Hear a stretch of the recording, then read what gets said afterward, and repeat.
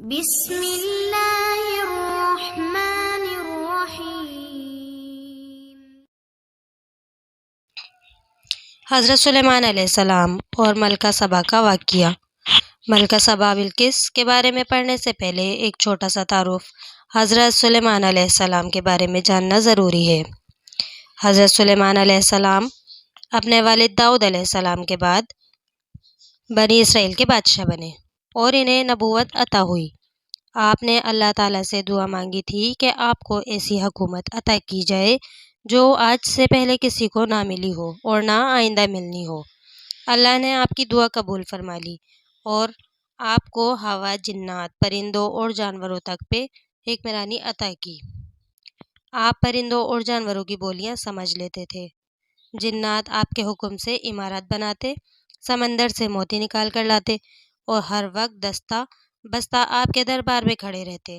چونکہ ہوا بھی آپ کے تابع تھی تو آپ کا لکڑی سے بنا ہوا ایک بہت بڑا تخت ہوا میں اڑتا رہتا اور صبح سے شام تک 1 مہینے کی مسافت طے کر لیتا تھا۔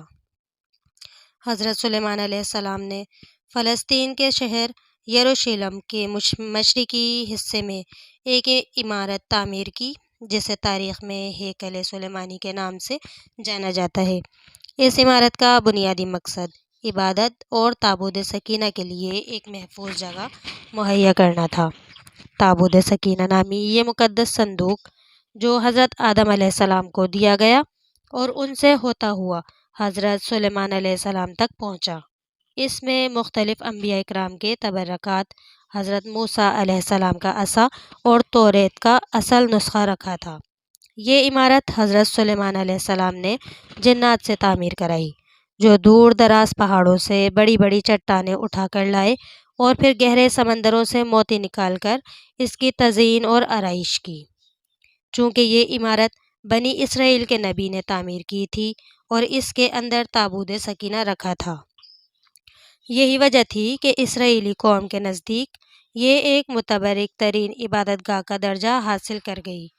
لیکن جب یہودیوں نے حسب عادت دوسری قوموں کو تنگ کرنا شروع کیا تو بابل عراق کے بادشاہ بخت نصر نے یروشلم پر چڑھائی کر کے شہر کی اینٹ سے اینٹ بجا دی، بلکہ ہزاروں یہودیوں کو تہ و تیغ کرنے کے ساتھ ساتھ ہیکل سلیمانی کو تباہ کر کے تابوت سکینہ اپنے ساتھ بابل لے گیا۔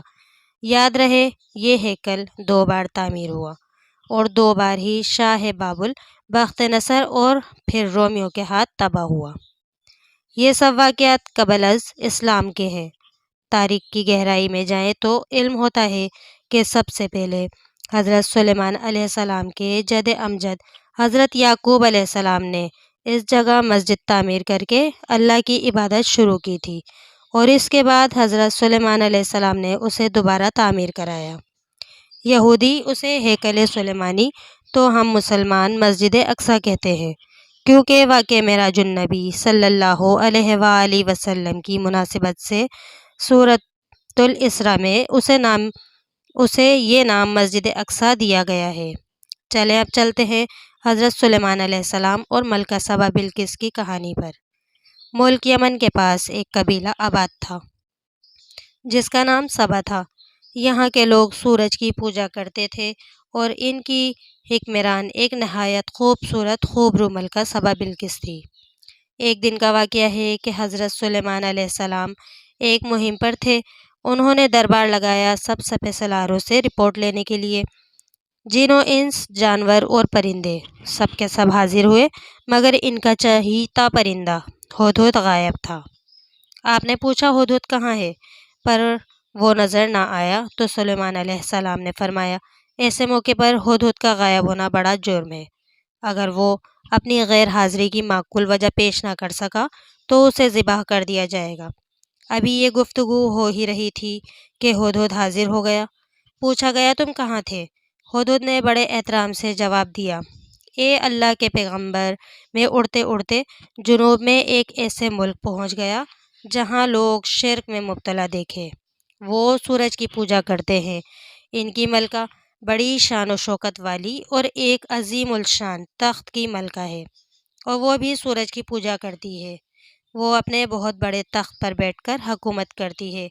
اس کے تخت میں قیمتی ہیرے جواہرات لال و زمرد جڑے ہوئے ہیں۔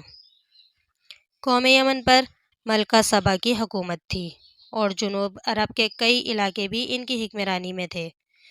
اگر تمہاری بات سچی ہے تو میرا خط اس ملکہ تک پہنچاؤ کہ وہ اور ان کی قوم شرک سے باز آ جائے اور دین کی راہ اپنائے۔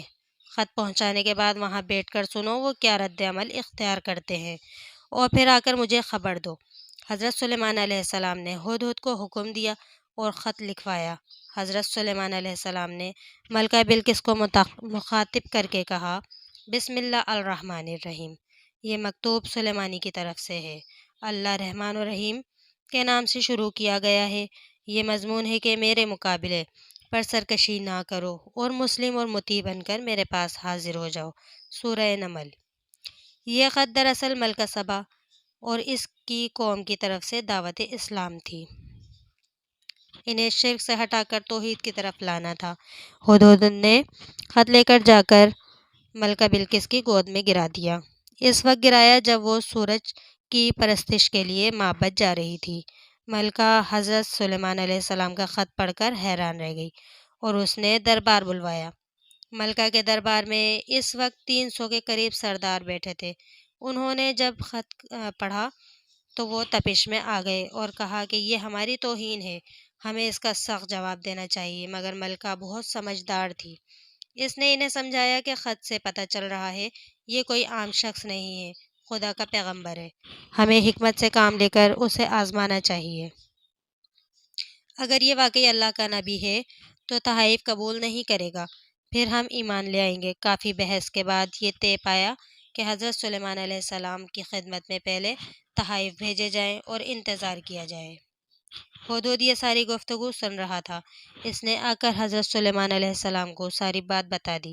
دوسری جانب ملکہ بلقیس نے ایک وفد تیار کیا جس کے ساتھ نہایت قیمتی تحفے، تحائف، غلام اور لونڈیاں حضرت سلیمان علیہ السلام کی خدمت میں روانہ کی۔ حضرت سلیمان علیہ السلام نے اس وفد کا ایسا شاندار استقبال کیا کہ وہ انگشت بدندہ رہ گئے۔ یاد رہے حضرت سلیمان علیہ السلام اس وقت دنیا میں سب سے امیر ترین شخص تھے۔ انہوں نے وفد کو بتایا کہ مجھے خدا نے وہ کچھ دیا ہے جس کا ملکہ بلقیس تصور بھی نہیں کر سکتی، اس لیے یہ سب تحائف واپس لے جاؤ اور اپنی ملکہ سے کہہ دو کہ اگر اسلام قبول نہیں ہے تو ہمارے عظیم الشان لشکر کے انتظار کرے جس کا مقابلہ کرنے کی ہمت تمہاری قوم میں نہیں ہے۔ وفد جب واپس چلا گیا تو حضرت سلیمان علیہ السلام نے اپنے وزیروں اور جناتوں کو بلا کر کہا، تم میں سے کون ہے جو ملکہ بلقیس کا تخت اس کے یہاں پہنچنے سے پہلے لے آئے؟ ملکہ سبا کا تخت 80 گز لمبا اور 40 گز چوڑا تھا، سونے چاندی اور قیمتی جواہرات سے مرصع تھا۔ اسے اٹھانا تو دور، ہلانا بھی آسان نہیں تھا۔ ایک جن نے کہا کہ حضور میں دن ڈھلنے سے پہلے لا سکتا ہوں۔ حضرت سلیمان علیہ السلام کے ایک وزیر جن کا نام آصف بن برخا تھا، وہ اسم اعظم جانتے تھے، ولی اللہ تھے۔ انہوں نے کہا کہ میں پلک جھپکتے لا سکتا ہوں، میرے پاس صحیفوں کا علم ہے۔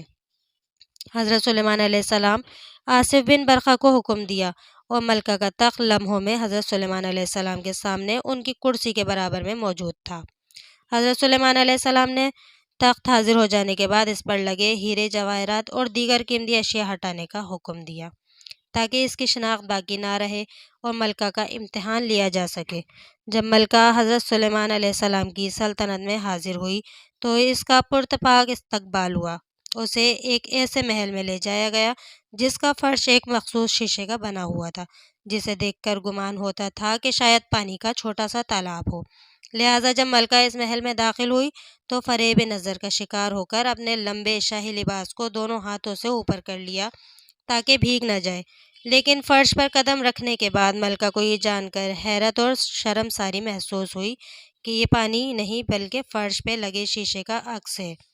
ملکہ بلقیس کو جب اس کا تخت دکھایا گیا جس کی شکل بظاہر تبدیل کر دی گئی تھی، مگر وہ اپنی ذہانت سے تخت کو پہچان گئی اور حیران رہ گئی کہ وہ اپنا تخت سخت حفاظتی پیرے پر چھوڑ کر آئی تھی۔